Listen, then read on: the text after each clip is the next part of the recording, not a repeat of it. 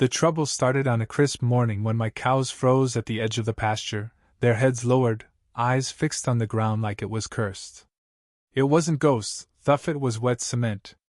A slick gray ribbon cut through my alfalfa field, gleaming under the dawn light.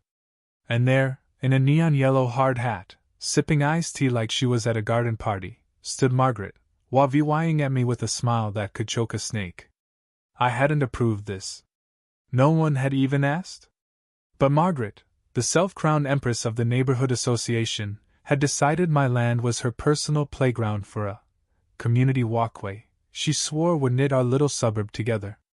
My jaw clenched as she beamed, oblivious to the storm brewing in my chest. That was the moment the war began. It all kicked off a week earlier, when a low rumble jolted me awake before sunrise. I thought it was thunder, but the sky was clear as glass. The second rumble was closer, and by the third, I was yanking on boots and sprinting to the back of my property. The air reeked of diesel and fresh gravel. 2 cement trucks hulkied at the field's edge, their chutes spewing sludge into a wooden frame that slashed through my crops. 4 workers smoothed the mess while Margaret orchestrated it all, her voice sharp and cheery over the growl of machinery. I stood there, stunned, hands on hips, watching my land get carved up like a holiday roast. Then she spotted me and waved like we were old pals swapping gossip. "Margaret!" I bellowed, storming over. She turned, her smile so smug it could sour milk. "Good morning," she chirped. "Isn't it wonderful? We'll be done by noon. The association's going to adore this." I gaped. "What the hell are you doing?" She tilted her head, like I was the one missing the plot. "Community walkway," she said. "Your land's just sitting here, going to waste. This'll connect the cul-de-sac to the lake trail. Perfect for joggers, kids, everyone. A real neighborhood gem." My voice shook. "You mean the walkway you're pouring through my private field?" She clucked her tongue. "Oh, don't be so dramatic. We're all neighbors. It's not like it's hurting anything important." "Important?" That strip grew hay for my harvest, fed my livestock, kept my farm alive. When I pointed that out, she laughed, muttering about sacrifices for the greater good. I demanded permits. She waved me off, claiming the association's approval was enough. I told her they had no say over my land. Her smirk widened. "Read the fine print in the community guidelines," she said, like I was some clueless tenant. My blood boiled. I ordered them to stop. The workers shrugged. They were paid by the hour, not by principles. Margaret, suddenly busy, hopped into her golf cart and zoomed off, Leah vying a sign staked in my soil, saw future community trail, scenic route saw. I was already dialing the sheriff, but out here, justice crawls, especially when folks like Margaret dance on the edge of the law without breaking it. I didn't wait for the cavalry. I dug out my deed maps, surveys, every scrap proving that land was mine. For a week, the walkway sat there, smug under the sun, mocking me every time I passed. Then came the letter. A crisp envelope was saw Margaret Thompson, beautification chair saw scrawled as the return address. Inside, on paper that smelled like a flower shop, was a maintenance fee statement. She was billing me for her walkway weed control, trash bins, decorative gravel polishing, and the gut punch. Aesthetic enhancement consultation. A handwritten note curled at the bottom. Saw thank you for supporting our community vy Shaun. Membership is a PRIVY leg. Saw I laughed, then cursed, then laughed again.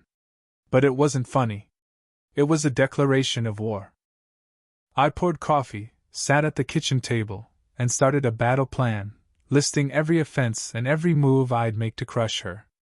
I walked the walkway with a measuring tape, noting its 112 feet slicing diagonally through my best soil.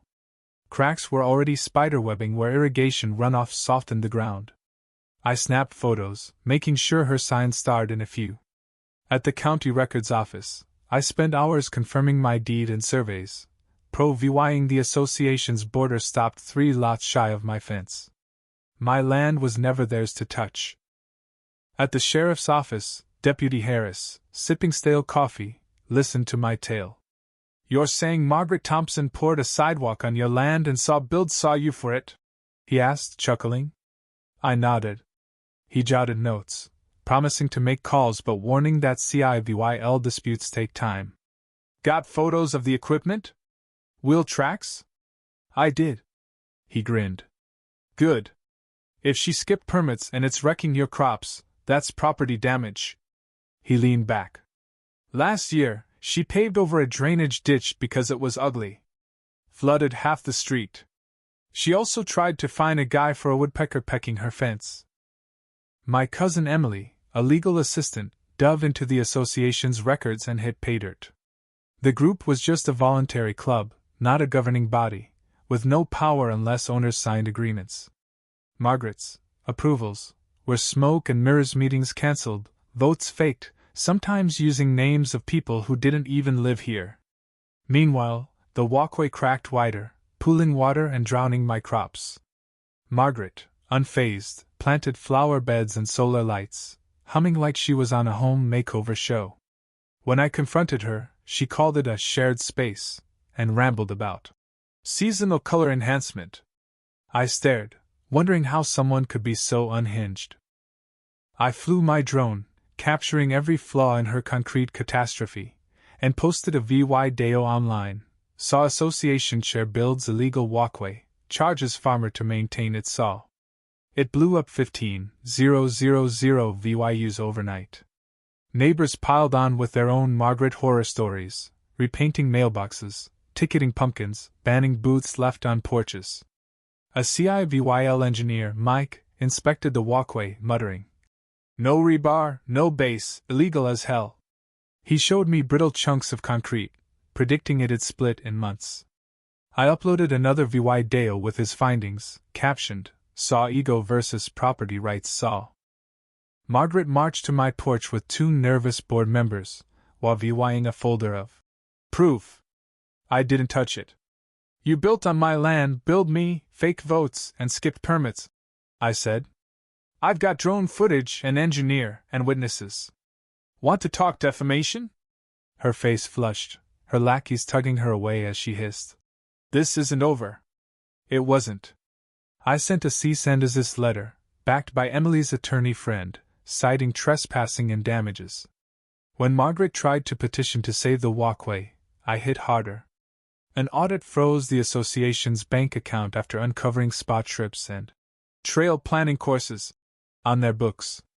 Board members quit, exposing Margaret's one-woman reign. I hosted a pasture picnic, serving brisket and lemonade. Neighbors laughed as goats slipped on the crumbling walkway. Mike brought a demo rig, showing how Margaret's slab dissolved under pressure while proper concrete held firm. The crowd gasped. Photos spread like wildfire.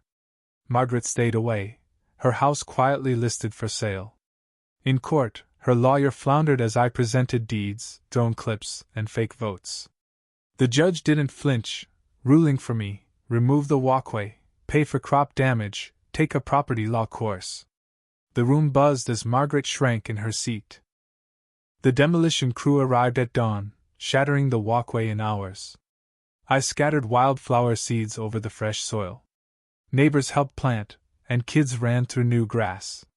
Margaret sent one last invoice, saw emotional distress compensation, saw $7,812 for stress therapy and community alienation. I framed it beside a chunk of her concrete, a trophy of her audacity. She moved 2 counties away, her tacky garden gnome gone, her reign a fading nightmare. The field bloomed, bees hummed, and the land was mine again. New neighbors ask about the wildflowers. I smile and say, "Someone built a walkway here once. Thought they could own what wasn't theirs." The land knew better.